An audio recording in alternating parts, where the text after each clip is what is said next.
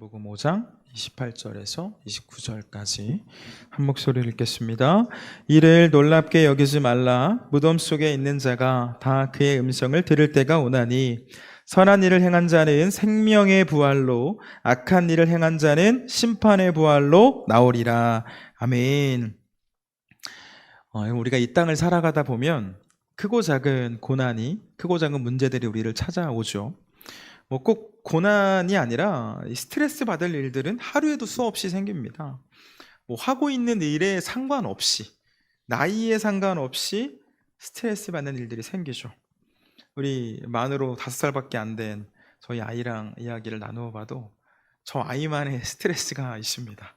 어린이집 가는 걸 별로 안 좋아하더라고요. 네. 남녀노소 기분을 상하게 하는 일들이 있는 거죠. 자, 그런데 여러분, 분명히 이전까지는 스트레스를 받는 일이었는데 더 이상 나에게 스트레스가 되지 않을 때가 있습니다. 여러분 그런 경험 해보셨나요? 저는 군대에 있을 때 그런 경험 해봤는데, 야간에 나가서 근무를 서는 일은 굉장히 하기 싫은 과업 중에 하나입니다. 사실 군대에서 받는 모든 과업이 다 하기 싫지만, 밤에 한밤중에 자다가 일어나서 옷을 입고 특별히 막 추운 겨울 막 바람 쌩쌩 부는데 나가서 근무를 서는 것 정말 너무 하기 싫죠. 그런데 이 전역할 날이 가까이 오니까 그 일이 싫지가 않았습니다. 저는 군 생활도 섬에서 했거든요. 저녁 나가기 직전에 밤에 근무를 나갔는데 밤에 근무를 서는데 하늘의 별도 반짝반짝 잘 보이고 그 파도가 잔잔한 게 얼마나 아름다워 보이는지 그림처럼 느껴졌습니다. 분명히 지난 2년 동안, 약 2년 동안 비슷한 풍경을 수없이 봐왔거든요. 근데 그전에는 그 별과 바다를 보면서도 막 짜증이 나고 빨리 들어가서 5분이라도 더 자고 싶고 막 그런 마음이 있었지만, 이 저녁을 얼마 앞두고 근무에 나가니까 그 한 장면 한 장면이 그림처럼 다가왔던 거죠. 이와 같은 생활이 영원하지 않음을, 이제 곧 나에게 자유가 오게 됨을 알았기 때문입니다. 물론 1, 2병 때도 전역할 날이 올 거라는 것은 알지만 사실 보이지 않죠. 그죠? 눈을 감고 있는 것처럼 앞이 보이지 않을 때는 다 스트레스로 다가오지만, 정말 이 눈 앞으로 다가오니까 그 부대 안에서 일어나는 상황들이 크게 스트레스로 다가오지 않는다는 거죠. 마찬가지 아니겠습니까? 현재 지금 경제활동 하시는 분들 계시는데 다양한 스트레스의 상황이 올 수 있습니다. 일이 힘들 수 있고 함께하는 사람이 힘들 수도 있겠죠. 만약에 오늘 점심 먹는데 회사 동료가 나한테 이제 로또 복권 하나 줬는데 알고 보니 그게 1등에 당첨된 복권이었다라고 한번 생각해 보면 어떨까요? 이 더 이상 내 평생의 경제 활동을 하지 않아도 될 만큼의 액수에 당첨되었다고 하면 그동안 그 회사에서 일어나는 일들이 나한테는 더 이상 짜증이 아닐 수도 있겠죠. 상사가 뭐라고 하기나 말기나, 그죠? 웃으면서 받아들일 수 있지 않겠습니까? 지금 내가 하는 과업 힘들 수 있지만 콧노래 부르면서 룰루랄라 할 수 있는 거죠. 학생들의 경우 어떻습니까? 입시 굉장한 스트레스로 다가올 수 있지만, 만약에 서울대 이미 합격을 했다고 하면, 서울대 아니더라도 내가 가고 싶은 학교에 이미 합격을 했다고 하면 그 남은 학교 생활 동안에 입시 공부, 학교 다니는 것 큰 스트레스 받지 않겠죠. 그죠? 나에게는 이미 내 목표가 이루어져 있으니까. 분명 같은 상황이지만 다르게 느껴질 수 있다는 것을 말씀드리고 있습니다. 언제 다르게 느껴지죠? 지금보다 더 나은 상황이 예비되어 있음을 분명하게 알 때, 그 미래를 우리가 확신할 때 우리의 마음의 태도가 달라집니다. 여러분, 저와 여러분에게는 영원한 하나님의 나라, 그 아픔과 슬픔 없는 하나님의 나라에서 사랑의 하나님과 영원토록 함께 할 수 있는 그 영원한 생명이 약속되어 있는 줄 믿습니다.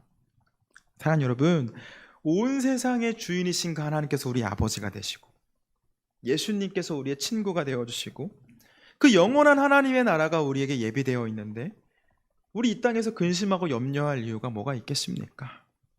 우리의 마음을 힘들게 하고 어렵게 하는 상황들, 사람들 다 지나갈 것이고, 우리에게는 그 하늘 아버지께서 허락해 주실 영원한 안식이 있음을 기억하시길 바랍니다. 우리 요리문답 통해서 사도신경 살펴보고 있었는데요, 오늘 마지막 신앙 고백을 살펴보려고 합니다.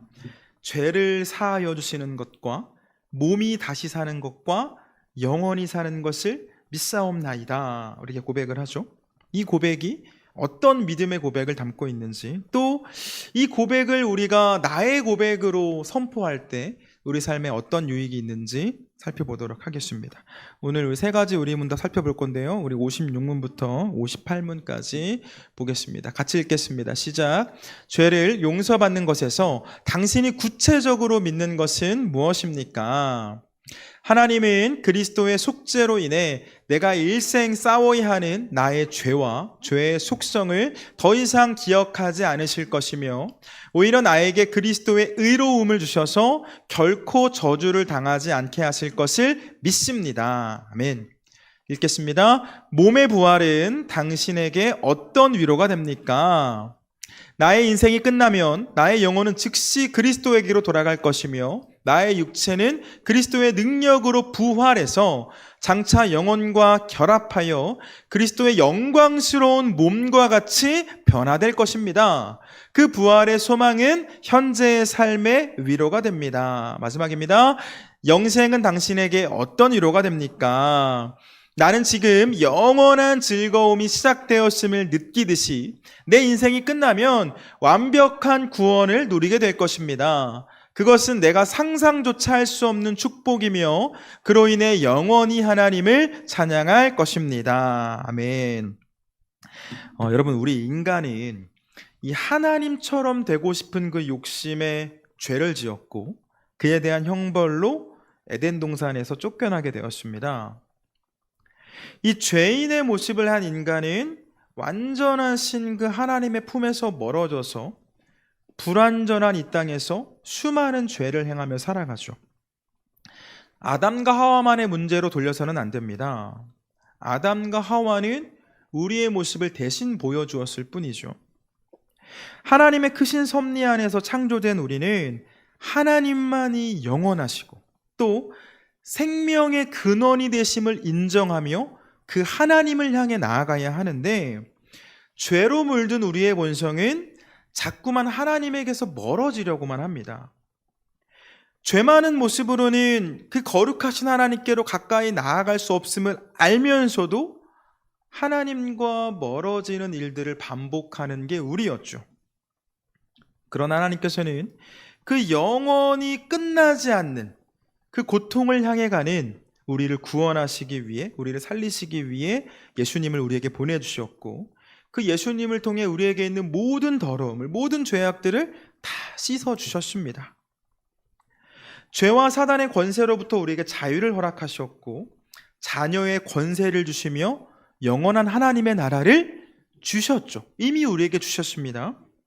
그렇게 우리 모두는 죽음에서부터 생명으로 건짐을 받았습니다.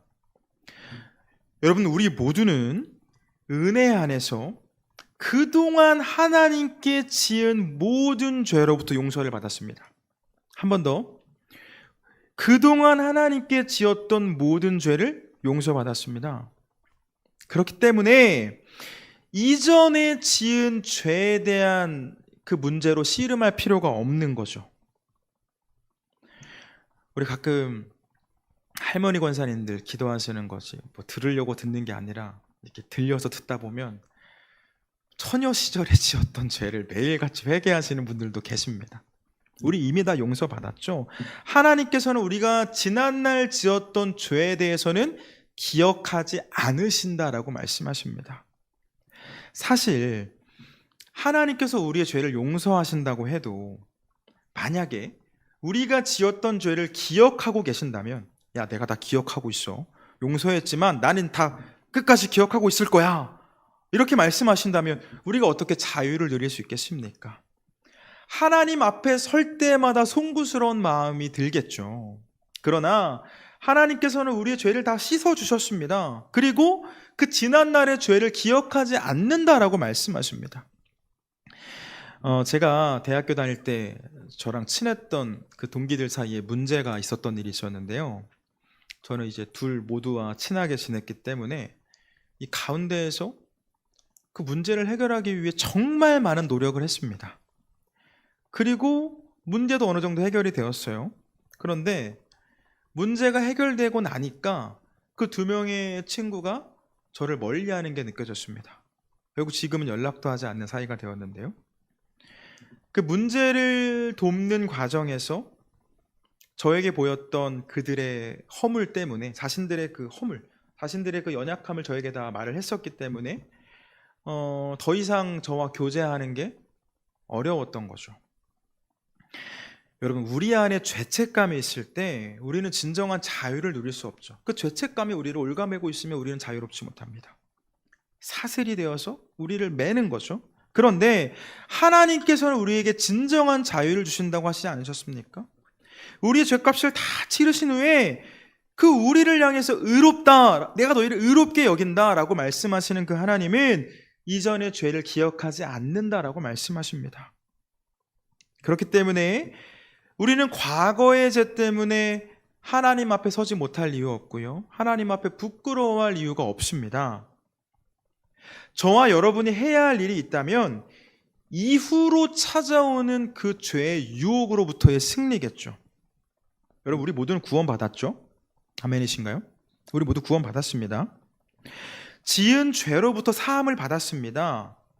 그렇다면 현재 여러분의 삶에는 죄가 없습니까? 지금 내 삶에 정말 모든 것을 아시는 하나님 앞에 나는 하나도 부끄러움이 없습니다 라고 당당하게 말씀하실 수 있는 분 계신가요? 여러분, 우리는 이미 구원받은 백성이 되었지만 사탄은 여전히 우리를 넘어뜨리기 위해 찾아옵니다. 기회를 노리죠. 매주 예배를 통해 결단하고 또 하나님께서 기뻐하실 성도의 삶을 살겠습니다라고 다짐하지만 죄의 유혹은 끊임없이 우리를 찾아옵니다.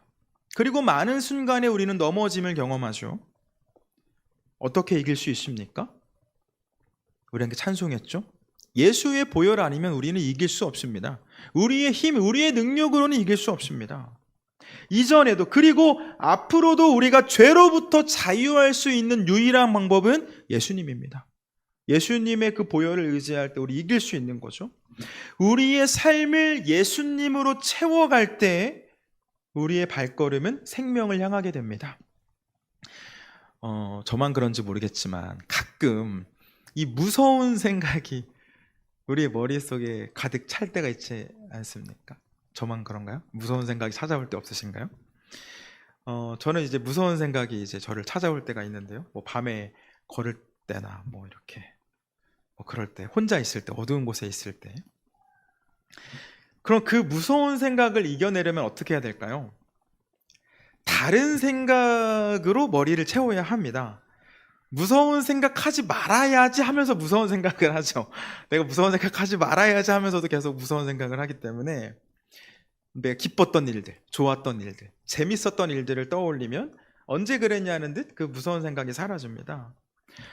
죄의 유혹으로부터 자유로워지는 것도 마찬가지 아닐까 생각을 합니다. 이 유혹을 앞에 두고 그 유혹을 이겨내려고 하는 것이 아니라 유혹이 찾아오지 않는 상황을 만들어내는 것이 더 중요하겠죠. 술의 유혹에 넘어가시는 분이 있다면 여러분, 그 술자리에서 유혹을 이겨내는 게 쉽습니까? 못 이기죠. 술자리와 멀어지는 것이 그 유혹을 피하는 방법 아니겠습니까? 내 생각, 내 마음, 내 삶 가운데 예수님께서 자리하실 그 공간을 확보해야겠죠. 내가 익숙하게 반복하는 그 죄를 반복하는 그 상황, 그 환경에서 죄를 이겨내는 것 불가능에 가깝습니다. 내가 계속해서 넘어지는 그 상황이 계속되면 똑같은 상황이 찾아올 때 똑같이 넘어집니다. 사랑하는 여러분, 예수님과 함께하는 시간을 늘려갈 때 우리 삶에는 죄의 모습들이 사라지게 되고요, 하나님께서 기뻐하실 모습들이 채워질 줄 믿습니다. 죄로부터 승리하는 방법인 거죠. 기억하시길 바랍니다. 우리에게는 이 땅에서의 삶이 끝이 아닙니다. 어떤 사람들은 말하죠. 야, 한 번 사는 인생, 그냥 편하게 살다가 가는 거지. 살고 싶은 대로 살다가 가는 거지. 편하게 살다가 죽으면 돼. 하고 싶은 거 다 하고 살아. 죄도 지을 수 있는 거고. 이렇게 말하는 사람들 있지 않습니까? 그렇지 않죠?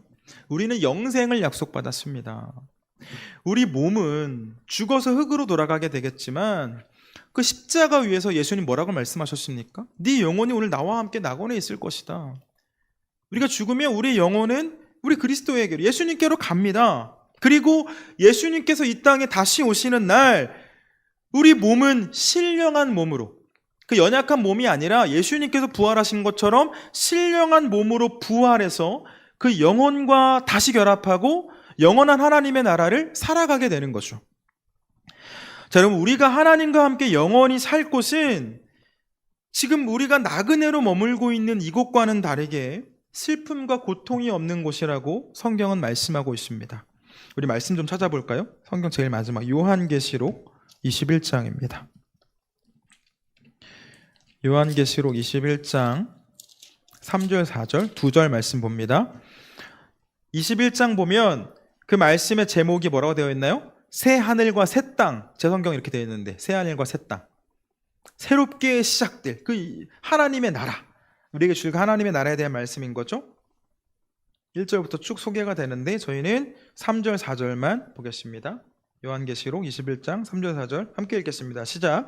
내가 들으니 보좌에서 큰 음성이 나서 이르되 보라, 하나님의 장막이 사람들과 함께 있음에 하나님이 그들과 함께 계시리니 그들은 하나님의 백성이 되고 하나님은 친히 그들과 함께 계셔서 모든 눈물을 그 눈에서 닦아주시니 다시는 사망이 없고 애통하는 것이나 곡하는 것이나 아픈 것이 다시 있지 아니하리니 처음 것들이 다 지나갔음이로라. 아멘. 사망이 없고 애통이 없고 곡하는 것이 없고 아픔이 없는 곧 참된 기쁨과 참된 만족으로 가득한 그 하나님의 나라를 우리에게 주셨죠. 우리에게 허락해 주셨습니다. 여러분, 이 땅에서 우리가 얻을 수 있는 쾌락은 참되지 않을 뿐만 아니라 영원하지도 않습니다. 언제 있었냐는 듯 사라지고 그 우리에게 쾌락을 주던 것들이 우리에게 근심과 염려로 다가오기도 합니다. 그렇기 때문에 우리는 참된 기쁨과 그 참된 행복을 소망하며 예수님 붙잡을 때 이 땅에서도 하나님의 나라를 누리며 살아갈 수 있고, 그리고 이 땅에서의 삶 이후에도 하나님의 나라를 누리며 살아가게 될 줄 믿습니다. 여러분, 한 가지 더 기억하실 것은 하나님의 나라를 모든 사람이 누릴 수는 없죠. 하나님께서는 세상을 이처럼 사랑하셔서 독생자를 보내주심으로 모든 사람에게 구원의 은혜를 베푸셨지만 그 구원의 은혜를 거부하고 영생을 거부하고 거짓된 행복, 거짓된 기쁨을 쫓아서 자신의 뜻을 앞세우고 그 유한한 만족만을 쫓아 살아가는 사람은 영원한 만족을 누릴 수 없습니다. 예수님께 속한 이들이 그 잔치자리에서 기쁨을 누리고 있을 때 초대되지 못한 사람들이 할 수 있는 것은 슬피 울며 이를 가는 것이 전부이죠. 바라기는 함께 예배하는 우리는 그 하나님께서 베풀어 주시는 잔치자리에 모두 초대되어서 영원한 기쁨을 누리게 되길 축복합니다. 말씀 정리합니다. 여러분, 우리는 사도신경으로 우리의 신앙을 고백합니다. 그죠? 새벽을 깨우는 분들은 매일같이 이 고백을 합니다. 사도신경의 제일 마지막 부분, 죄를 사하여 주시는 것과 몸이 다시 사는 것과 영원히 사는 것을 믿사옵나이다. 여러분, 정말 여러분들의 죄가 사해진 것, 그리고 여러분들의 몸이 다시 살고 영원히 살게 될 것을 믿고 계십니까? 이 사실을 믿는 삶을 살아가고 계시나요? 그렇다면 죄로부터 자유한 삶을 살아가시길 축복합니다. 죄책감으로부터 벗어나시고 찾아오는 유혹, 예수님의 말씀으로 승리하시길 바랍니다. 또한 우리 삶 가운데 찾아오는 수많은 아픔들, 고난들, 슬픔들 영원하지 않음을 기억하시길 바랍니다. 모두 지나갈 거고요. 우리에게는 영원한 행복과 기쁨이 예비되어 있습니다. 바라기는 그 저녁을 바라보는 군인과 같이 내게 허락된 천국을 소망하는 성도의 삶을 살아가시고, 이미 합격한 그 입시생과 같이 내게 허락된 천국을 소망하며 살아가는 저와 여러분 되길 주님의 이름으로 축원합니다.